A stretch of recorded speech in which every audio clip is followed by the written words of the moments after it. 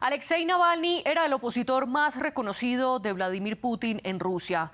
Murió el pasado 16 de febrero dentro de la cárcel en la que estaba, ubicada en el norte del Círculo Polar Ártico en Rusia. El Servicio Penitenciario Federal anunció que Navalny perdió el conocimiento después de dar un paseo y todavía investigan la causa del fallecimiento.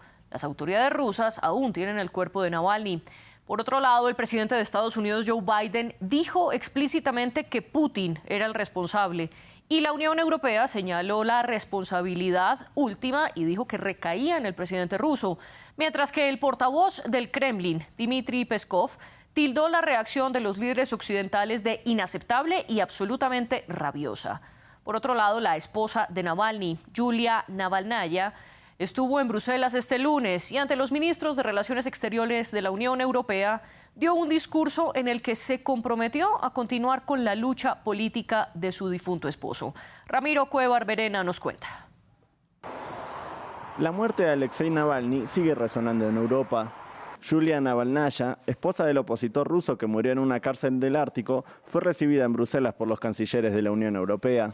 Previamente, Navalnaya emitió un mensaje dirigido a los seguidores del difunto. He estado al lado de Alexei durante todos estos años. Estaba feliz de estar cerca de él y apoyarlo. Pero hoy quiero estar cerca de ti, porque sé que no has perdido menos que yo.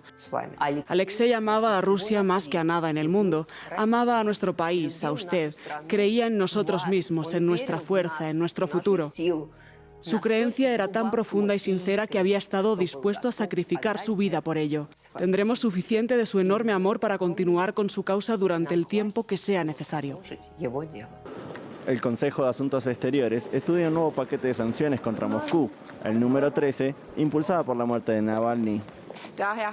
Como Unión Europea ya hemos introducido sanciones de derechos humanos en los últimos 2 años en respuesta a las violaciones masivas de los derechos humanos en Rusia por parte del presidente ruso. Y a la luz de este sistema de sanciones, la muerte de Alexei Navalny no solo seguirá preocupándonos, sino que también iniciaremos nuevas medidas de sanciones en consecuencia. Las suspicacias sobre el fallecimiento de Navalny continúan. En la mañana del lunes, a su madre le negaron el ingreso a una morgue donde se suponía que estaba el cuerpo, el cual las autoridades no quieren entregar. El Kremlin señala que la muerte de Navalny aún se encuentra bajo investigación, mientras que los civiles continúan improvisando monumentos y homenajes a pesar de que cientos fueron arrestados durante el fin de semana. ¿Qué es lo que se sabe entonces de la muerte de Navalny y su fallecimiento influirá o no en lo que pase en la política rusa, especialmente durante las elecciones presidenciales que serán en marzo? Ese es el tema del debate de France 24 hoy. Y para discutirlo nos acompaña Tamara Yevtushenko, rusa y coordinadora de la Cátedra de Rusia del Instituto de Relaciones Internacionales de la Universidad de La Plata. Ella se conecta con nosotros desde Buenos Aires. Y también en la capital argentina está Claudio Ingerflom, máster en Historia de la Universidad Estatal de Moscú y un doctorando en la Sorbonne. Exdirector además de investigaciones del Center National de Research Scientifics. Gracias a los dos por acompañarlos y a nuestra audiencia les recomiendo que dejen todos sus comentarios, los leemos en las redes sociales con el hashtag #eldebatef24. También este y todos los debates los encuentran en nuestro canal de YouTube y los pueden escuchar a través de Apple Podcasts, Spotify, Deezer y TuneIn. Tamara Yevtushenko, gracias por acompañarnos en el debate de hoy. Cuéntenos, ¿qué es lo que se sabe hasta ahora de la muerte de Alexei Navalny? Muy buenas tardes. Más que nada, habría que preguntarle a quién favorece la muerte de Navalny. Para el régimen es el peor momento para que se produzca un hecho como este. Faltan 3 semanas antes de las elecciones. Al régimen, la muerte de Navalny primero significa fuertes críticas de cara a la elección presidencial. Significa también un fuerte ruido y al régimen le convenía que no ocurriera, según mi opinión, ninguna novedad o ruido de ese tipo. Y el régimen lo habría podido hacer antes si realmente lo quisiera. Navalny es conocido en el mundo, de modo que cualquier cosa que le sucediera tenía resonancia y tuvo un impacto, esta noticia muy fuerte, pero tuvo más impacto en Occidente que en Rusia. hay que también ver qué papel jugó el opositor y si realmente en Rusia lo tomaban como opositor, lo tomaban más como un crítico, valoraban su trabajo periodístico, pero como opositor no era ninguna amenaza electoral y más de 90% de rusos no lo veían como el opositor. Más, yo diría que lo veían muchos como traidor de la patria y creo que Navalny es un relato un poco creado por el Occidente y hay que separar el relato creado de la verdad. Bueno, usted hablaba que era más que todo un relato y que su muerte tuvo un mayor impacto en Occidente que en Rusia. Al respecto, usted mencionaba que no era tanto un opositor y que no se lo consideraba como un rival electoral. Recordemos que en 2013 Navalny se postuló a la alcaldía de Moscú y sacó tan solo 27% de los votos, pero además desde entonces no lo dejaron presentarse a ninguna otra elección. Además, por un caso de supuesta malversación de dinero que luego analizaremos. Claudio Ingerflom, quiero antes darle también a usted la bienvenida. ¿Cuál es su postura al respecto? ¿A quién favorece la muerte de Navalny? Siguiendo con la pregunta que nos planteaba Tamara. Es interesante que la colega se pregunte a quién favorece, porque esa es la pregunta que en general se hace cuando matan a alguien. ¿A quién favorece el asesinato de fulano o de sutano? También es interesante que nos diga que no era un opositor y sin embargo lo condenaron a 19 años de cárcel. Entonces, la pregunta que yo me haría es otra. ¿Qué pasa con un ser humano joven en buena salud al cual lo envenenan, después lo condenan, después lo mandan a un campo, ahora lo llaman colonias penitenciarias? Nosotros estamos habituados a llamarlos a estos campos de concentración en el Ártico, con todo lo que esto significa. Usted nos dice que causó más impacto en Occidente o afuera de Rusia que en Rusia.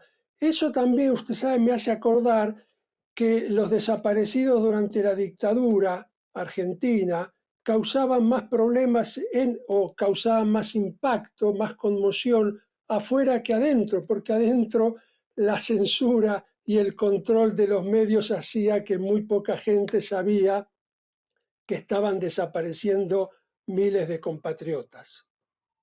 Usted nos plantea algo cuando no habla de muerte como si no fuese por una causa natural, sino más de un homicidio. Tamara, ¿muerte u homicidio de Alexei Navalny? Solo podemos ahora poner interrogatorios, no sabemos cuál es la realidad. Lo que quiero decir que la falta de apoyo a Navalny también está relacionado que no era querido en la oposición por la falta de claridad de sus ideas políticas. Menos de 5% lo veía como el opositor de Putin.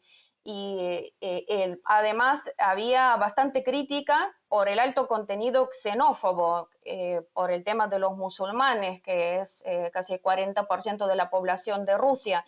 No considero que fue realmente opositor y si realmente fue la muerte o homicidio, eso van a investigar, por supuesto. La justicia va a dar esta respuesta. Usted habla que no era un opositor y que su papel dentro de la oposición rusa ni siquiera era avalado por parte de los mismos opositores. Pero Tamara, quiero hacerle una pregunta. En 2019, cuando 60 candidatos de la oposición en Rusia fueron excluidos de las legislativas de Moscú, en ese momento Alexei Navalny hizo un llamado a los electores para que votaran de manera útil en contra del Kremlin. Acto seguido, lo que pasó fue que Rusia Unida, el partido de Putin, perdió 19 de los 45 escaños que tenía en la capital. ¿Usted no le atribuye esa derrota o esa disminución legislativa a este impulso de Navalny?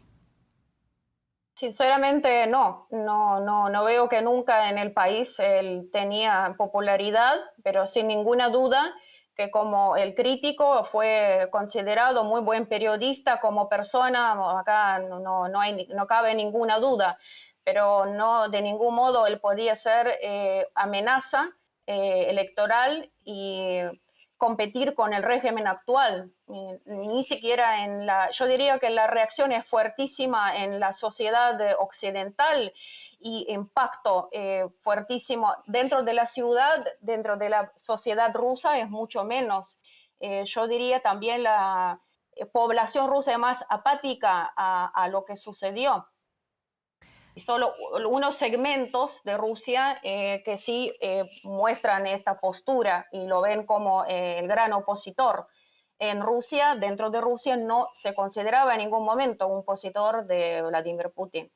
Claudio, Tamara plantea entonces que la figura como el gran opositor de Putin, incluso como lo hemos llamado en este programa, Tamara plantea que es una postura más inflada por Occidente que realmente lo que ocurre en Rusia. ¿Cuál es su respuesta? Lo que nos está diciendo la colega es que el gobierno ruso está peleándose con molinos de viento como Don Quijote. Si era tan insignificante el personaje, ¿por qué tuvieron que envenenarlo? ¿Por qué lo tuvieron en la cárcel? ¿Por qué lo mandaron a los calabozos de castigo durante meses y meses? ¿Por qué no le dieron atención médica cuando se sabe que sufría de dientes y otras enfermedades? Entonces, realmente me parece contradictorio. Por otra parte, la lógica, ¿cuál es? Si no es popular, ¿se justifica su muerte? El problema no es si era popular, si no era popular, porque estamos hablando de un país sin prensa libre, sin sociedad civil que se pueda expresar, sin división de poderes. ¿De qué justicia me están hablando? Por otra parte, decir periodista como si eso fuese un intento de desacreditarlo, bueno, suponga, no era periodista, era abogado y dirigente político. Supongamos que era periodista. ¿Y qué? ¿Porque era periodista se lo puede matar? Ya ha habido periodistas muertos, ¿no es cierto? Como Politkovskaya, asesinada por los esbirros de Kadyrov, el nene mimado del presidente ruso.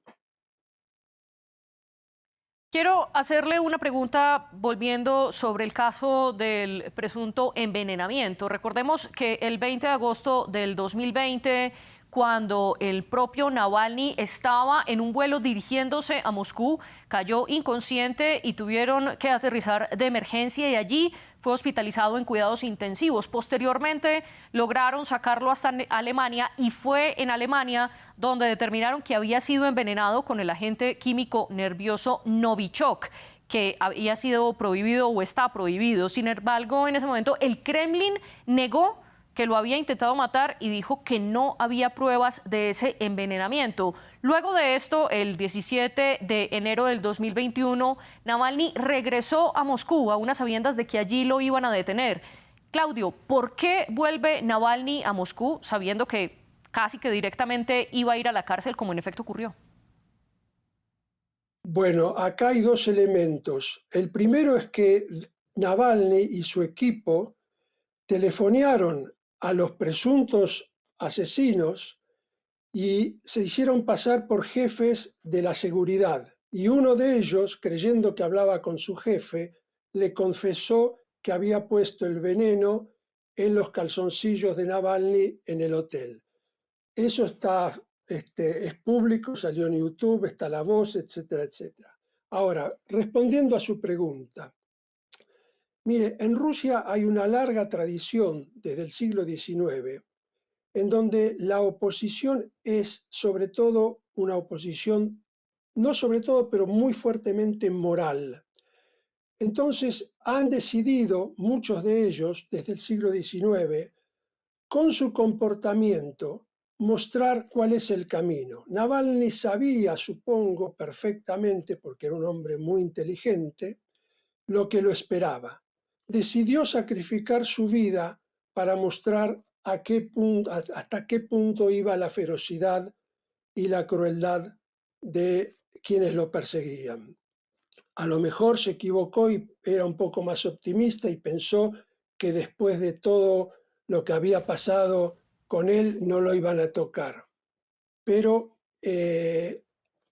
la lección que nos deja Navalny es que el poder ruso, como durante el zarismo y como durante la Unión Soviética, se considera propietario de la vida y la muerte de cada uno de sus ciudadanos.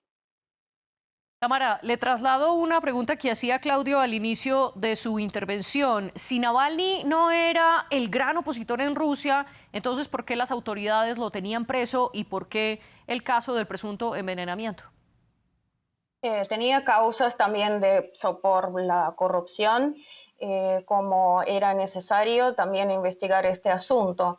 Y me parece que hablando de su papel como político, en ningún momento él mostró realmente sus ideas claras para que realmente mostrar de tal modo que era un oponente de Putin. Nadie lo tomaba como oponente de Putin.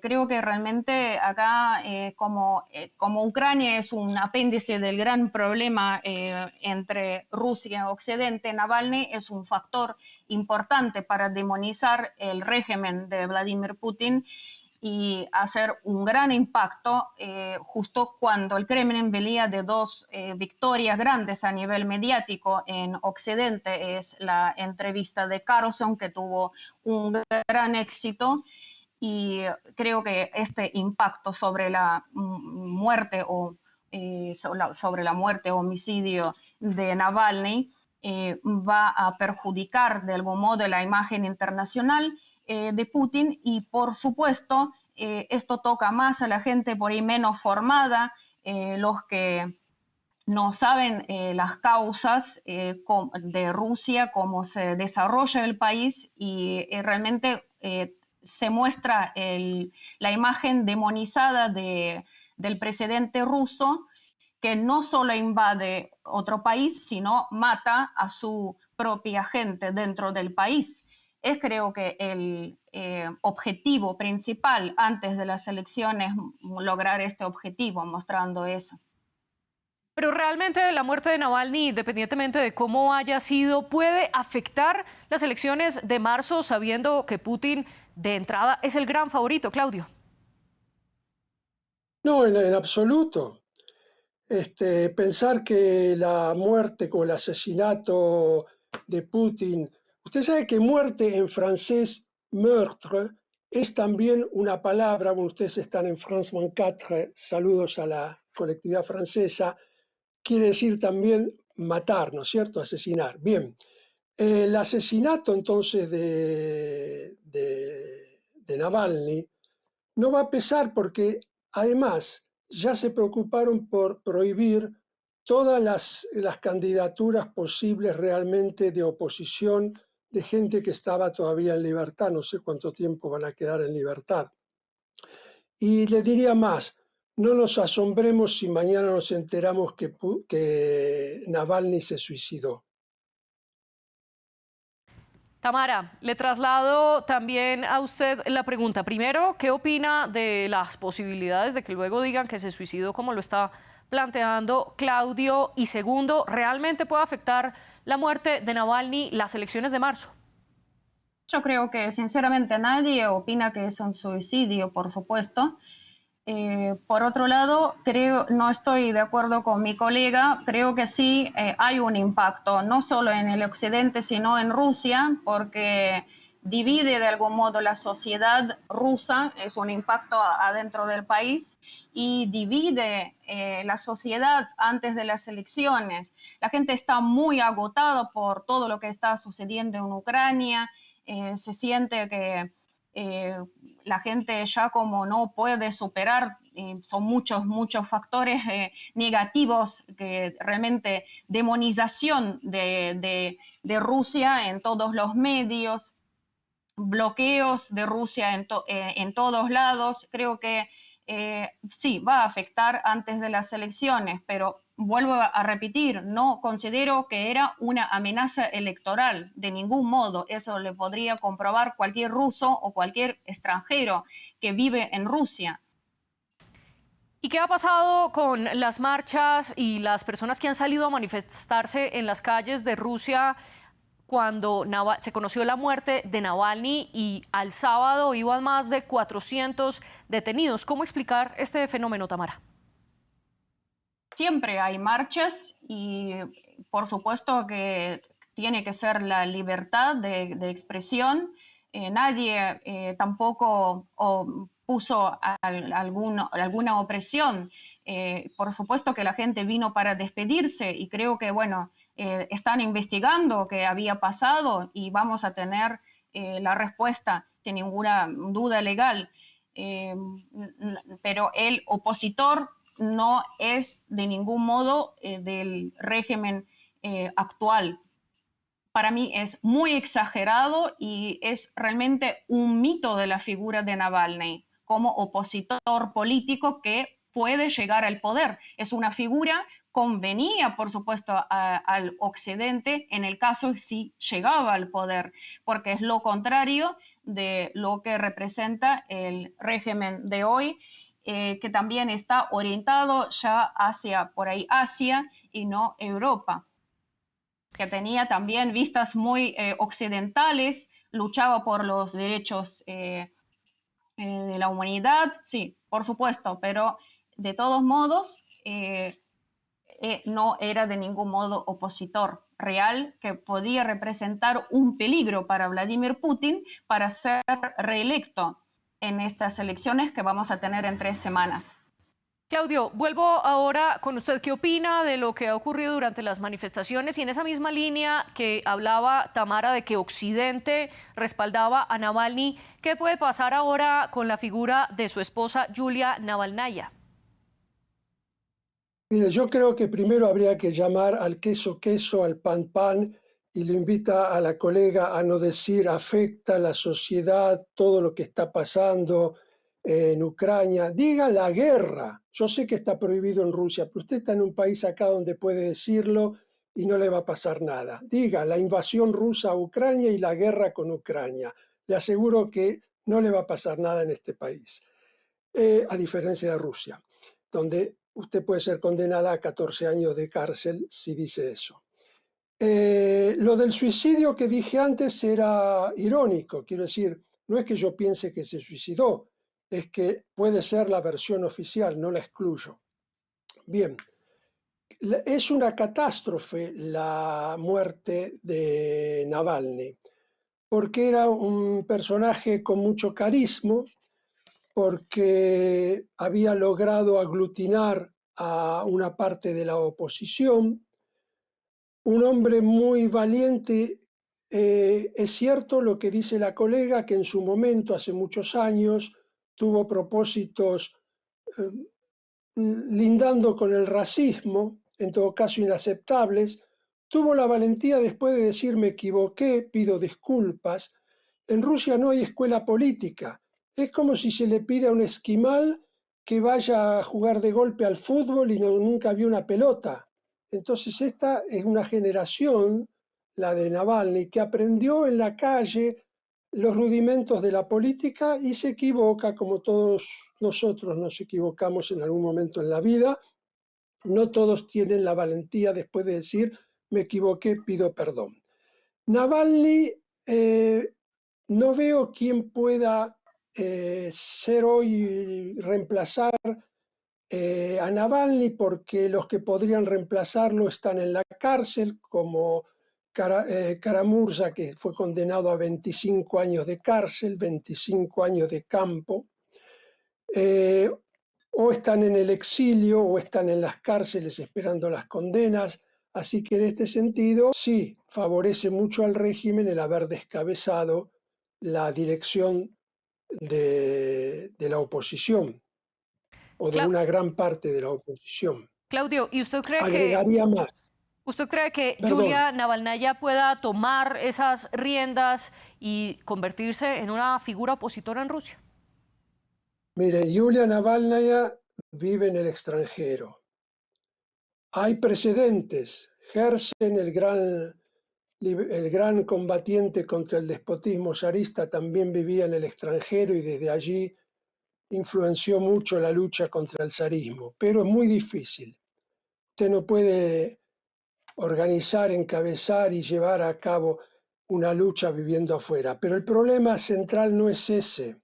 El problema es que la sociedad rusa no está hoy en condiciones, por su formación, por la represión, por todo lo que se está jugando, por la guerra, por la fibra nacionalista que es comprensible, por la influencia de la propaganda, no está en condiciones, no respondió a los llamados de Navalny. Creo que el proceso, si hay un proceso, porque estamos en una época muy difícil, estamos volviendo o nos está alcanzando más bien la década de 1930 en Europa. Acuérdese que la guerra empezó cuando Hitler dijo que iba a defender la minoría alemana que estaba en Checoslovaquia. El paralelo con la defensa de la minoría rusa en Ucrania es extraordinario. Hoy tenemos la posibilidad de que se amplíe la guerra en Medio Oriente. Sí. Es posible que Occidente no vaya mucho más allá en el apoyo a Ucrania para evitar una guerra nuclear. No estoy seguro que del otro lado haya interés en evitar una ampliación de la guerra. Volvamos Estamos a, frente a una situación. Volvamos a lo que ocurre dentro de Rusia y sobre todo a volver sobre el punto de la política rusa a propósito de todo lo que ha ocurrido con Navalny. Tamara, quiero hacerle una pregunta. ¿Hay quien le pueda hacer oposición al presidente Vladimir Putin, sobre todo teniendo en cuenta que el pasado 8 de febrero Boris Nadezhdin anunció que la candidatura suya a la presidencia había sido rechazada por la Comisión Electoral y este era uno de los pocos opositores que quedaban? Sí, es cierto que no hay mucha oposición, pero no por la prohibición o la opresión, sino justo como había comentado correctamente, Nadezhdin, un candidato militar, no tenía suficientes firmas. Y también había firmas que dicen que no eran adecuadas, que no los aceptaron. Por otro lado, Yabloka-Yavlinsky, otra figura que prometió tener más de 10 millones de firmas, solo juntó menos de 1.000.000, si no me equivoco. Eso para que vean que la sociedad no de ningún modo votó a estos dos candidatos. Por eso acá me parece es la voluntad del pueblo elegir a los candidatos que tienen en la lista y la gente prefiere, y en esta situación tan difícil que está sucediendo, yo llamaría un conflicto entre Ucrania y Rusia que en este caso afecta toda la sociedad rusa y en este momento más difícil la gente quiere ser por ahí más unida y entender que es importante apoyar al presidente actual, a pesar de que muchos no están de acuerdo con él o por ahí no apoyan exactamente el régimen de él, y es entendible que muchos quieren unos cambios, pero justo en ese momento, como mi colega dijo, la guerra, llamémosla la guerra, el conflicto con Ucrania, que ya han perdido la cantidad inmensa de personas, es una tragedia, es una realmente cicatriz, herida para toda la vida entre nuestros pueblos hermanos. Justo por eso la gente está preparada para estas elecciones, para ser más unida como nunca. Tamara, usted mencionaba entonces que no es que en efecto hay una oposición disminuida, pero no porque haya limitaciones ni violaciones a la libertad, sino porque ha sido la voluntad del pueblo respaldar a Putin. Claudio, usted negaba con la cabeza, ¿por qué? Porque las firmas están, lo que pasa es que declararon que muchas de esas firmas no eran válidas. Ese es el requisito, el subterfugio que usaron, pero estaban las firmas. Ahora, me interesó mucho la expresión, Tamara, nos podemos tutear, somos colegas. Tamara, dijiste recién nuestros pueblos hermanos, pero esa es justamente lo que niega Putin. Putin dice que hay un solo pueblo ruso y que los ucranianos no existen como tales. Entonces, hay que ser consecuente, porque lo que está diciendo el régimen que tú apoyas es que Ucrania es parte de Rusia. Pero lo que pasa que, como sabes, conoces bien la historia rusa, me imagino, sabes en el fondo que son distintos y que son dos pueblos diferentes y que Ucrania perteneció muy poco tiempo, 330 años perteneció al Imperio Ruso y a la Unión Soviética, con estas diferencias. No era el Imperio Ruso, no hay otra forma de traducirlo, era el imperio de todas las Rusias. Entonces, en realidad, Ucrania Sí, perteneció a Rusia solamente cuando las tropas bolcheviques invadieron Ucrania en el 18, luego de ganar la guerra civil y terminaron con la Ucrania independiente. Putin dice que los bolcheviques organizaron el Estado ucraniano. Es al revés. En febrero del 18, Ucrania se declara independiente Claudio. y dura hasta que la victoria de los rojos de los bolcheviques, perdón, en la guerra civil termina con la independencia ucraniana. Saludo tu expresión pueblos hermanos, creo que eso es el objetivo hacia el que hay que ir.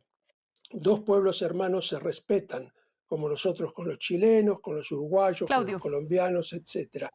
Lo interrumpo para Perdón. volver de nuevo sobre el tema que nos convoca en el debate de hoy. Sé que la guerra en Ucrania o el conflicto en Ucrania, como lo llama Tamara, es fundamental para entender también las elecciones presidenciales en Rusia, pero quiero que nos concentremos en nuestro punto y quiero preguntarle, Tamara, por una versión que salió en el medio de comunicación Novaya Gazeta, en el que entrevista a un preso del cual no da la identidad y este preso asegura, primero, que en la noche anterior de la muerte de Alexei Navalny, es decir, el 15 de febrero, hubo un revolcón diferente y que los guardias hicieron entrar a los presos más temprano de lo normal a su prisión, que hicieron una redada especial y que al día siguiente, el 16, anunciaron dentro del centro penitenciario la muerte de Navalny a las 8 de la mañana, hora de Moscú. Esto es 6 horas antes de que se hiciera el anuncio oficial por parte de las autoridades penitenciarias. ¿Usted qué opina de estas versiones que han dado a conocer algunos medios rusos? Todavía no leí esta noticia en los medios rusos, me cuesta opinar sobre eso, pero creo que necesitamos un poco más tiempo. De todos modos, vuelvo a repetir, la figura de Navalny es un clave momento para destabilizar la situación en Rusia, es lo que está logrando con éxito el Occidente. Lo veo así, porque tuvo una gran repercusión mundialmente. ¿Y cree que esa repercusión mundial podría contrarrestarse con la entrega del cuerpo de Navalny? Tamara. Es una pregunta difícil. Nos duele mucho que está pasando en el país y estamos esperando la consolidación, por supuesto, de los pueblos hermanos, como dijo mi colega. No se puede separar los pueblos eslavos, son pueblos que tienen que estar juntos. Y creo que es de modo artificial que nos están separando, que lleva a esta crisis. Sí, comparto lo que dijo mi colega, que realmente es una catástrofe que estamos viviendo, pero es la lucha de sobrevivencia de la civilización rusa. Claudio, y su comentario sobre el hecho de que el cadáver de Alexei Navalny todavía está en manos de las autoridades rusas, quienes están haciendo las indagaciones para esclarecer la causa de la muerte. Bueno, mire, yo no estoy allá en el teatro en la escena, pero los latinoamericanos tenemos bastante experiencia en esto de muertes en manos de las fuerzas de seguridad, ¿no es cierto? No tenemos nada no hay nada acá que nos pueda sorprender. Eso es todo lo que se puede decir ahora, veremos qué pasará. En todo caso, estamos pensando, cuando Tamara, tú dices que destabilizar a Rusia, haces de Rusia un pequeño país muy frágil, muy flojito, muy pequeño. No, querida, Rusia es un país fuerte, es una potencia. Rusia tiene una historia milenaria, no se la destabiliza con una muerte. El gobierno ruso desde siempre ha matado miles y millones de gente y no se destabilizó. No, Rusia no es un país que se puede destabilizar. Eso es una argucia. Sí. Yo entiendo que lo usás porque es la lógica oficialista, pero es peligroso decir eso porque estás dando una imagen de Rusia como un país débil. Sí, Claudio, lo interrumpo porque por cuestiones de tiempo quiero que podamos terminar con Tamara. Tamara, muy brevemente la réplica que le hace a Claudio. Sí, considero que es un país, por supuesto, que fuerte, pero comparando con el Imperio Ruso, justo quería decir que el Imperio Ruso más fuerte era con zares. Usted habló bastante de manera despectiva sobre los zares. Fue un periodo con Nicolás II cuando el país tuvo un crecimiento importante. Creo que analizando lo que está sucediendo en este momento, tenemos que tomar en cuenta la historia de Rusia, su religión, su fe ortodoxa. No podemos también analizar sin estos aspectos, ¿no?, lo que está sucediendo, y eso explica en su gran parte por qué la población vota a Putin y trata de unificarse en este momento tan importante para el pueblo. Tenemos entonces sobre la mesa diferentes argumentos y diferentes puntos de vista para entender esta postura. Tamara Yevtushenko y Claudio Ingerflom, les agradezco profundamente por estar aquí en el debate y explicarnos sus argumentos. También le agradezco a nuestras productoras Laura Garzón y Tania Herrera. Ustedes sigan conectados con France 24.